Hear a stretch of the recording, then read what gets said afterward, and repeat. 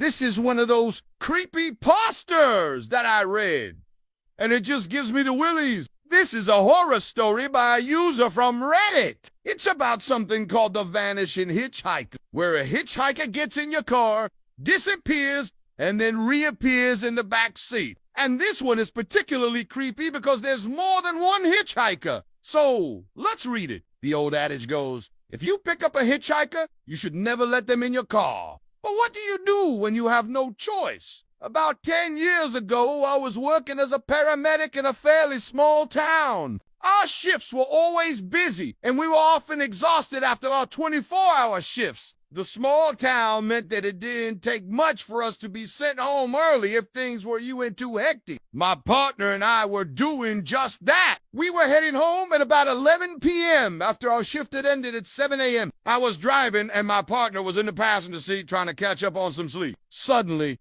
my partner jolted upright and asked me to pull over. They had just remembered that they had to drop something off at a friend's house that we had been visiting earlier in the evening. It was a pretty big favor, and I knew that they would feel really bad if they didn't go back and get it. There was nothing else going on at the moment, so I agreed. It was probably only 2 minutes down the road that we came across someone hitching a ride. My partner looked at me and raised their eyebrows, asking if I wanted to stop. I shook my head and continued driving. About 5 seconds later, another person stuck out their thumb. Now, normally, I wouldn't think twice about stopping, but I could tell that my partner needed this break, and I wasn't about to risk losing it. I kept driving. For the next few seconds, I could see two people standing on the side of the road, arms stretched out like they were holding something. I told my partner to keep their eyes closed until we passed them. I couldn't bring myself to look, but I heard my partner suck in a breath as we drove past. As they opened their eyes, they tried to explain that I hadn't actually seen anything and that they probably imagined it. I refused to meet their gaze and continued driving. I had definitely seen them. Whatever they were holding looked large and was dark. I couldn't make out any details. All I knew was that I didn't want to look. After about 30 seconds, we heard a knock on the window and both of us screamed. As I slammed on the brakes, I turned to my partner, who was pale and shaken. It was still dark outside, and the streetlights did little to illuminate the inside of the car. My partner and I started yelling at each other, telling the other person to run away, but there was no reply. One of us suggested rolling the window down a crack to see if we could hear anything, but neither of us could bring ourselves to do it. After what felt like an eternity, the knocking stopped and we were left in tense silence. We decided to drive the rest of the way to our friend S house with the doors locked and the windows wound up tight. When we got there, we threw the doors open and ran out of the car to get inside. My partner and I checked everywhere inside the house, but thankfully found no one. We told our friend what had happened and they let us stay until the sun came up. The whole time we kept expecting to hear screams or see shadows darting around the room. However, nothing ever happened. When the sun finally began to rise, we got in the car and drove home. We were both shaken and quiet until we got home. Once I had locked my front door, I went to my window to check outside. My neighbor had a long, narrow driveway that angled onto our street, and from my window, I could see down its lane. What I saw made me scream and collapse into a heap on the floor. Standing in my driveway were the two hitchhikers from last night. They were no longer dressed in the same clothes as the night before, but they were still holding the same thing. It was a large, dark shape, and they appeared to be arguing about it. Each time they seemed to come to a stalemate. One of them would raise the object higher above their head. It looked like a coffin. As the minutes ticked by, they kept looking in the direction of my house and exchanging uneasy glances. Eventually, one of them climbed into the back seat of my car. I watched in disbelief as the other stood by the open door for a few seconds before climbing in as well. They huddled together in the back seat, and I could hear them talking. I don't know what they said, but their voices sounded strange, raspy, and hollow. They sat in the back seat for about half an hour before they started making strange motions towards the front seat. They began tapping on the middle seat as if beckoning someone to join them.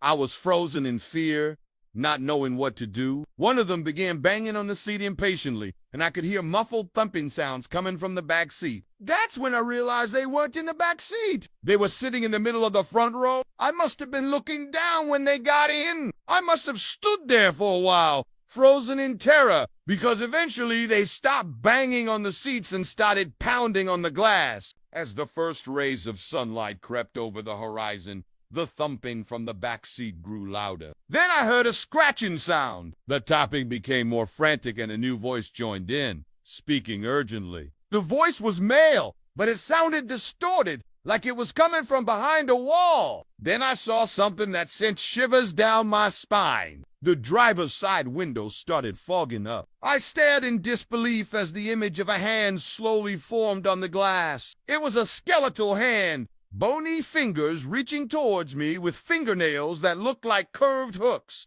The sight of it made me scramble backwards, tripping over my own feet. The scratching intensified, and the distorted voice started to scream, "Let me out! Let me out!" The tapping became violent, hammering on the glass. The two figures in the front seat swayed back and forth, and the smell of decay filled my nostrils. I stumbled backwards, knocking over a chair, and the tapping abruptly stopped. I peeked through the curtains, but I couldn't see anything. Maybe it was all a dream, just a vivid figment of my sleep-deprived imagination. Was it a trick of the light? A hallucination brought on by fatigue, or something more sinister? Now, years have passed, but the memory of that day still lingers. A chilling reminder of the unsettling mysteries that sometimes lurk in the shadows. Every time I close my eyes, I see that skeletal hand reaching towards me, its icy touch sending a jolt of fear through my bones. The distorted voice echoes in my nightmares, a haunting reminder of the darkness that lies just beyond our perception. And then there's the question that keeps me up at night. What would you do if you found yourself in that situation? Would you have the courage to confront the unknown, or would you succumb to the paralyzing fear gripping me tightly? The answer remains elusive, hidden in the recesses of my mind. Perhaps the true horror lies not in the ghostly hitchhikers, but in the depths of our own fear.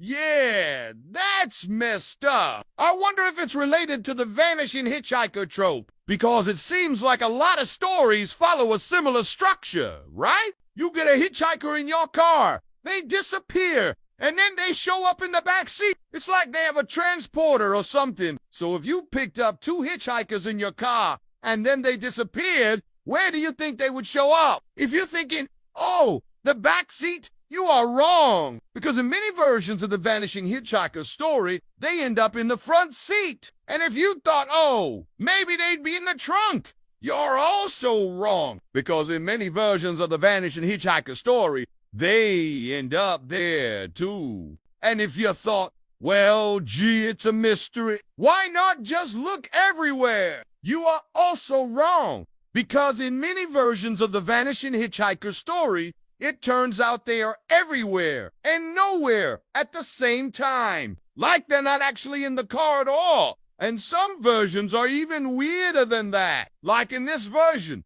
the main character realizes that the hitchhiker is a ghost who's hitched a ride to heaven. Or how about this one, where the hitchhiker isn't actually a person at all, but the devil himself? And hey, if you like this story, why not check out my podcast, where I publish new episodes every week. Also, leave a like and a comment if you want to support the channel. And hey, here's another story you can listen to if you want.